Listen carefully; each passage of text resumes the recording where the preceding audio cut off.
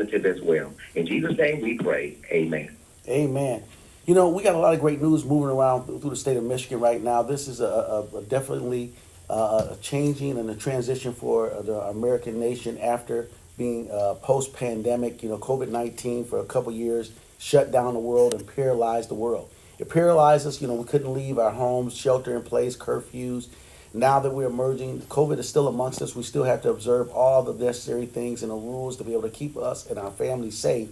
But definitely, as we start to re-engage our economy and the local economy and also the economic ecosystem of our world, you know, dollars have been flushed. We're making sure we're spending all of our dollars, making sure it gets to the appropriate places and to the targets. We have made a commitment and also a guarantee that the dollars, high-minded dollars from Washington, D.C. and every other place will not miss its mark. We won't find those dollars pinched away and guided away from the people that most need it and most deserve it. And definitely we're doing just that. We're knocking down houses and with demolition with some of our COVID dollars. 2,200 homes coming down by 2024. In your neighborhood, you're starting to see those demolitions coming down. We have knocked down about 16 structures and we're moving fast, you know, moving the pace up faster now so we're knocking them down all throughout the city of Flint. Also, we have economic development programs going on inside the city of Flint. And one of those great things that we have also in the city of Flint, and this is going to be great news into the hearts and minds of many. Once being a $1 billion corporation in our midst, General Motors, we had a lot of manufacturing jobs. The Southern migration came here to the city of Flint and also other places like Detroit. My grandparents came from Mississippi to get a good job manufacturing. We saw at one point in time 2 cars in every driveway, good education system, great multiplier businesses as it relates to, from General Motors. To the point where we saw one site in the city of Flint, it was so big, it had so many jobs, they called it a city, Buick City. When General Motors started to divest their corporation from the city of Flint, we saw economic downturn and some hardships inside of our community. And then as we look at that site and drive by that site, you know, it kind of stripped the spirit away from us a little bit because we had so much pride in the manufacturing. You know, in the early 1900s, you know, 1907, David Buick, you know, started the Buick Motor Corporation before it was included into the General Motors family. Billy Durant and all those guys started that corporation, and it was an organic start here in the city of Flint to be able to grow a $1 billion company. And so when Buick City left us, it left us a little hollow. But now we can see and we can talk about the great things that's going to be happening on that particular site. After the site was remediated, we looked for people to come here and businesses to come here to relocate that. Monday is going to be a great day. We're going to be doing the groundbreaking at that site. And Susan's on the line with us today, this morning. And Vanessa, I'll let you take the call from here with Susan. But Ashley Capital is the investor that's took over and purchased the Buick City site. And I'll let Vanessa take it from here. But this is great, wonderful news that now we can start to see redevelopment on the northern portions of our city of Flint. Vanessa?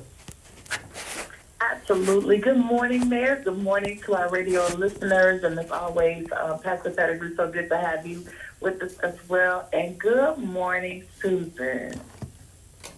Good morning. Thank you so much for getting up with us and being in position to share all the phenomenal things that are happening here in the city. Tell us about Ashley Capital and why they're investing in and developing our great city of Flint.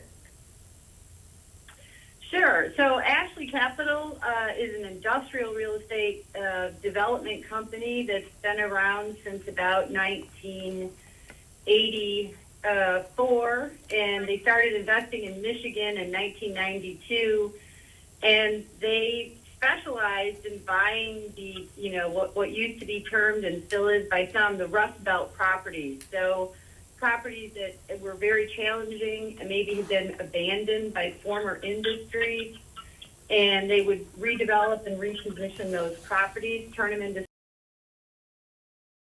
into new companies, bringing jobs and investment to the communities. So over the course of time, we also build brand new buildings on sites that aren't challenging.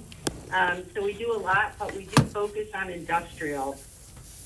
We are particularly interested in Flint because it's a great site. The state of Michigan has realized over the past several years that we've lost some of our competitive edge because when companies are looking for big shovel-ready sites where the development time isn't too long for them, they've been going out of state because there aren't enough of these sites in the state of Michigan. Buick City is a great example of that. And it's just a great site because of the size, because it's got rail, it's got plenty of power, great infrastructure, great community for the workforce. And so we decided to take a chance on Buick City, and we are getting started already. You know, it's so exciting for us here in the, to see this coming to fruition and happening and all the pieces beginning to move and the players come on board. You know, the Lear plant and Mayor Neeley was a part of bringing that facility to our city back when he was in state working and just, working together to bring that facility. And it's on the north end of our city. And so, again, seeing something like this, we've got a phenomenal plan for another piece of property. It wasn't a brownfield, but we're doing something phenomenal with the St. John's area, and we have a whole committee that's been working for a year plus now to get that area redeveloped, and we have a beautiful plan for that. And now to see this brownfield being highlighted and Ashley Capital getting involved with that, it's just more exciting news for the entire city, but especially about that north end. That people say nothing happens on the north end, but that's so not the narrative when we look at all the great things that are developing and happening over on that end of town. So tell us just the status of your redevelopment plans for Flint. Sure. So we think of it in three phases. Phase one, is about 20 acres, and we have already closed. We own that property, and we started construction on a 330,000 square foot building. We build on a basis that's called speculative, meaning we don't actually have a tenant to go in the building, but when we start construction, and usually about halfway through the process, we start getting serious inquiries and start leasing it up. But at this point, we don't have a tenant. I think it's important to note, too, that everything we've done is on a speculative basis. We have over 20 million square feet of industrial property in the state of Michigan alone, and we are 100% leased in that portfolio. So it has been a pretty successful strategy for us. The second phase of the development will be to purchase the next 270 acres, and once we do that, which we expect to do by the end of the summer, we will start the underground work. So when General Motors demolished the buildings and left the site, they left all of the concrete slabs and underground utilities in place. And that is probably the main reason nobody else has come along to develop this site.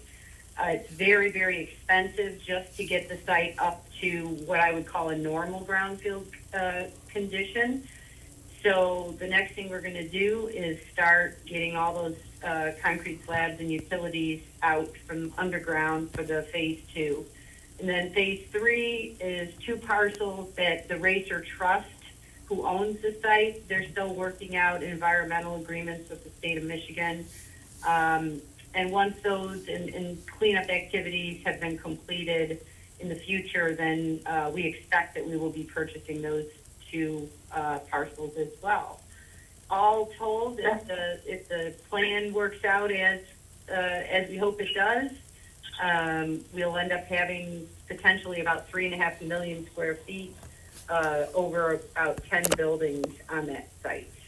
Susan, I want you to talk about the level of partnership that went into place, because this wasn't an easy mix. We had to really petition our partners from the city side to the county side to the state, and also our philanthropic partners to be able to merge with you within the private sector to be able to make this plan happen.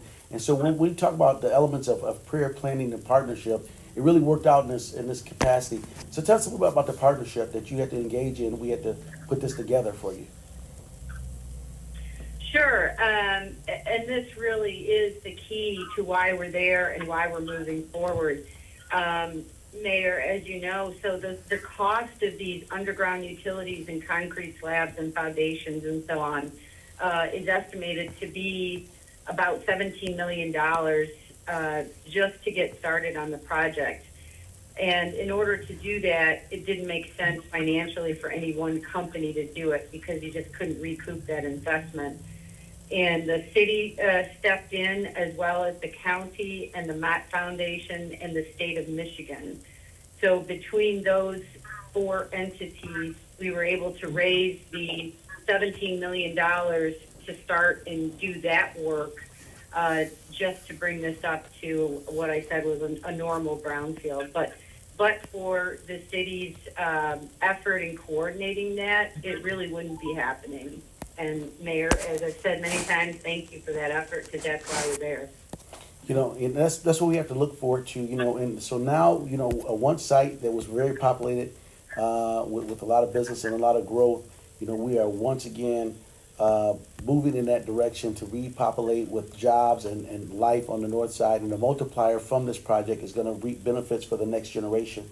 And I'm so happy with you and Ashley Capital for having the idea to come to the city of Flint. And now on Monday, we'll be breaking ground. It's going to be many announcements on Monday. There's going to be all great news inside the city of Flint. But definitely we have to replenish our spirits and our minds in this community. And this is something great. Pastor Pettigrew, I know you have a great mind for business as well. You want to weigh in on this as well?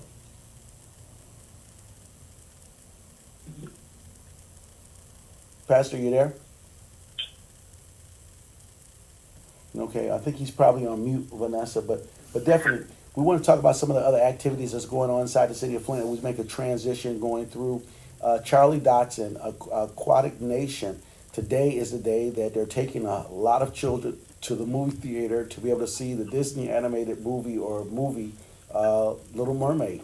This is the Little Mermaid movie.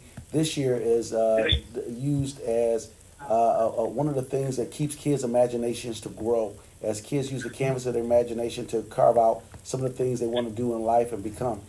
This year in the Disney movie, Little Mermaid is an African-American Little Mermaid, and this is something that we are embracing, because many times when children go to the movies, they don't be able to see images that reflects something like themselves, and today is that day. And so through the vision from Charlie, she's taken a lot of children free of charge for them to the movie theater to be able to see Little Mermaid. And so, Vanessa, the request came in so much that they had to rent out more theaters. And so we were so happy, State Representative and I were sponsors, helped sponsor this event.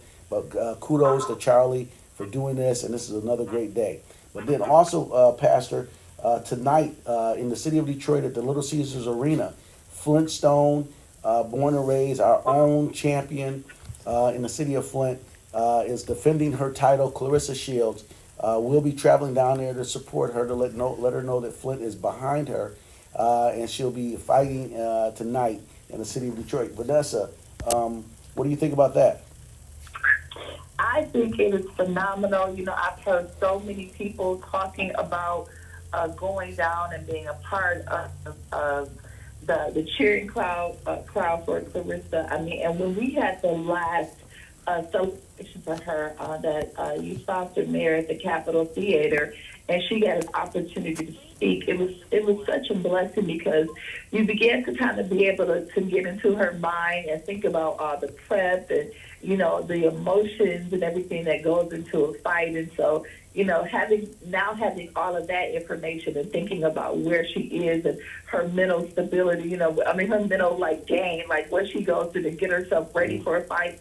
It's just so exciting. And so, you know, we're definitely proud of Clarissa. We've shown that, you know, for, you know, the naming of the streets, the various celebrations, our first Juneteenth parade that we had, you know, she led the charge. And so we continue to support her. Again, you've done such a phenomenal job. Of course, she's a great athlete and a great woman to choose to support, but just across the entire city throughout our administration, we've done a lot of work in lifting up and empowering women and celebrating women. So, she's, just a hometown girl making it happen, and we're tremendously proud of her.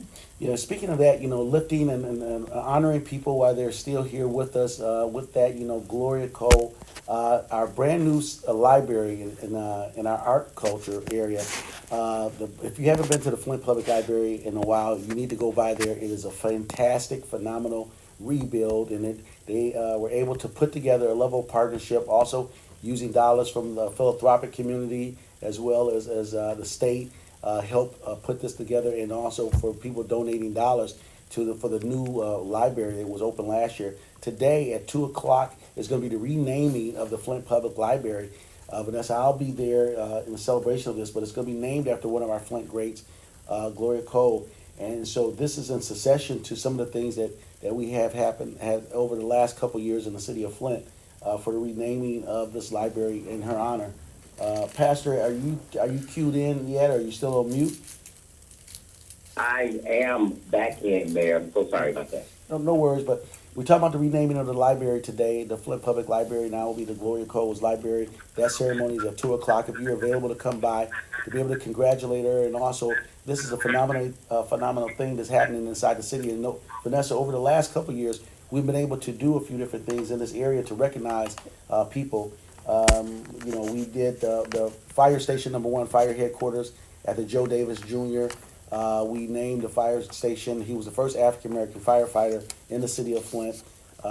Starting out before the civil rights, helped change and shape our nation in a better way. That was there, and also if you drive by City Hall now, you see the only statue in the African American image in the city of Flint. Floyd J. McCree was the first African American mayor of a major metropolitan city in America, and that was another first here in our nation, but definitely was a part of Flint, and that just really speaks to our resilience and our tenacity and our ability to be more in a victor state of mind than a victim state of mind, even though we see that as some of late, but we're much more than a victim. We are victors. Vanessa?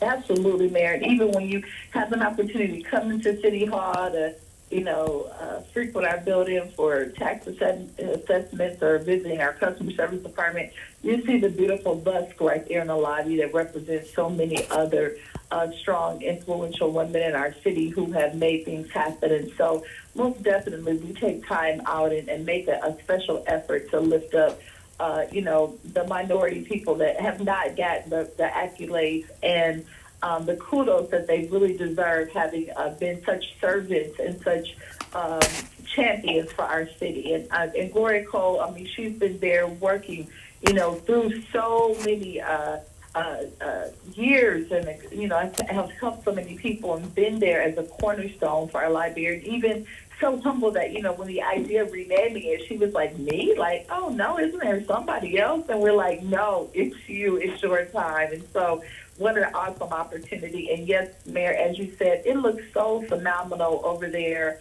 in that college cultural area. The library is beautiful. That whole area is just, it's a delight to go through with the museums and, everything that's happening. And so, again, we are making it happen. And we're, doing what we need to do to just make a destination area. And so I'm just excited about all the transformation that's happening. And we're pushing forward. We are still moving forward. So much great news to be revealed and to unfold in the future, but it's definitely an exciting time to be engaged in the city. Well, the city is so much better, and it's so much better for our children when we focus on the more positive things. That's why we started the programming called Good News Flint, talk about all the great news and the good things. We understand that sometimes, people benefit and from your pain. There was a saying once that says there's profit in somebody's pain. But we need to turn our focus away from those things, those negative things in our community, and walk away from those negative things, because we have so much good that we have. We can celebrate so much in our great community and also in our state of Michigan. Monday's going to be a great day when we break ground on the old Buick City site to watch the redevelopment, and as we see the vacant and abandoned and structural blight disappear in our community, and blight being evacuated, we can look at ways to be able to lift our community in so many different ways, but we have to lift our mentality. So I would ask for people of like thinking, keep moving positively. You know, Pastor, they say we love God and hate the evil, but definitely we have to praise is in the act of our actions every single day, and we're going to continue to push forward. We owe it to our young people. We owe it to our children in our community. And, you know, even in America, as we push back from the dominant tendencies of discrimination in America, we keep migrating toward a better tomorrow. You know, we talk about Juneteenth, which is the emancipation of African Americans in this country. When we first started to eradicate the first levels of cancer, social cancer in our country, we're getting ready to celebrate that event here again. You know, we made Juneteenth a holiday in the city of Flint a year before our nation did. We celebrate with fireworks because it's a level of emancipation, much like we do on the 4th of July, but for African American families. And we try to educate people about this, but definitely we have to educate and celebrate. And the way we can celebrate best is by working in unity. And so, you know, through the state of Michigan, right now, there's been a collaborative effort with African American mayors in the state of Michigan. There's only 13 African American mayors in the state of Michigan. And on the line right now, we have Mayor Marcus Muhammad out of Benton Harbor, my good friend, my colleague, and we serve together in a fraternity of mayors, and we know how difficult it is to be a mayor, and especially a mayor in a state where it's only really we only represent about 20% of the population in the state of Michigan as people of color. But definitely, Mayor Muhammad, so happy to have you with us this morning. It's an honor to always grace the airwaves to speak to the people of Flint, residents of Flint, and greater Flint. But I'm honored to be with you, Mayor. Right, and you are recently been elected to the chairmanship position of the African American mayors in the state of Michigan. You know, we got some real good work ahead of us. We've been engaging and helping and supporting, you know, throughout this, you know, state of Michigan, especially in our communities of challenge and also underserved communities. But talk a little bit about it. We got about a good 5 minutes left of the program. But talk a little bit about the work we're doing. Well, first of all, one of the things that both of us took back from the U.S. Conference of Mayors, as well as the African American Mayors Association, that the mayor is in a very unique position when you have a divided gridlock in Washington, and even on the state level, the mayor serves as a midwife in the sense that goods, services, resources still have to be delivered. So we're standing in the gap in between the people and the brass knuckle fisticuffs politics that's taking place really throughout the country. So our charge is to deliver, because residents and the people, they don't want excuses of how you couldn't do this, how you couldn't do that. They want for the trash to be picked up. They want these potholes filled. And in our unique cases, you know, with the lead service lines and all of the other challenges, we came together as a group to say we need to speak with one voice, and we want to have a huge impact going into 2024. Yep, and I think we're going to do that because it's going to be a very political charged year going into that. And usually for the Democratic Party, usually they have to usually get black and brown vote in order to be successful. And we have thought better of it, making sure we can deliver more than a promise of a promise to the constituency in which we serve in our communities. And so this is an awesome opportunity. And you know, we're serving together. We talk often. People don't know how often we talk, and we console one another and also lean on one another to make sure that we can provide the level of services, especially in challenged times like we are in now. Well, you know, I've been held in this message that, you know, 99.8% of our lead service lines are complete. We have like 10 left, and that's galvanized steel pipes. But I tell people that our success came from the visit. One of the ingredients when I came to Flint, I met with you, met with your staff, met with pediatricians, met with Pastor Carl Arthur, and even our Woodson and Student Minister Jaleel Muhammad, because we wanted to do some serious fact finding, and what we took back to Benton Harbor was a recipe for success, where we'll be receiving, hopefully, the Richard M. Daley Water Community Equity Award in Chicago this coming week, with about 300 cities representing Canada up and down the Great Lakes. So, we're ecstatic, but yet there's more work to do. And I'll take a line from Mayor Eric Adams of New York. He said the only difference between his city, New York, and our cities is zeros. But our problem is the same. So we have to look at solutions to address it. And lastly, as it relates to the black mayors in Michigan, he also said there's three parties in America: Republican Party, Democratic Party, and then the mayors. Because we don't have the luxury of picking and choosing. Our charge is to make things happen. Yeah, and it was, we talk about those things, and definitely we were able to provide you with some advice, but definitely as we continue to clean up the mess that was left for my administration to be able to do it, I'll report out, as we continue to replace lead service lines in our community. We probably have less than 500 lines to be replaced at this particular time, but we need more people to opt in. Right now I'm looking at the numbers. We have consent agreements with 277 individuals, but they have to be there to be able to receive the service. 118 have declined the service. We have about 142 structures that are vacant or abandoned that we have not gotten to. We have 485 still left that has not responded, and we still have about a level about 28.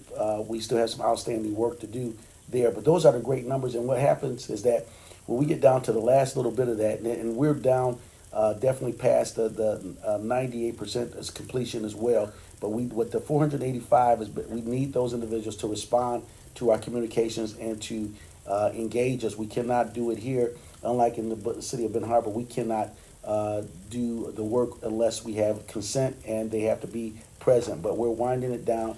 But definitely, a lot of failures throughout the course of this process, starting back in 2014. But definitely we're getting through it. But we're going to continue our friendship. We're going to continue working together, especially as it relates to the black mayors of the state of Michigan. We were just engaged in some dialogue about what is happening in the Highland Park. We're going to be assisting them there as well with some of advice and good information to move us forward. But we want to thank everybody. Good news, the library today renaming. Monday, the groundbreaking of the old Buick City site, Ashley Capitol. And definitely cheering on Calista Shields for her fight tonight. And congratulations, Charlie Dotson, on taking all these kids to the movie today. And thank you for allowing me and State Representative Cynthia Neeley to be a positive sponsor and a role model for it. Be a role model to each other. Love one another. I love you, Mom. God bless you guys. And Sister D, WFLT, keep it positive, keep it moving strong, and let's go. God bless you guys. Amen. God bless.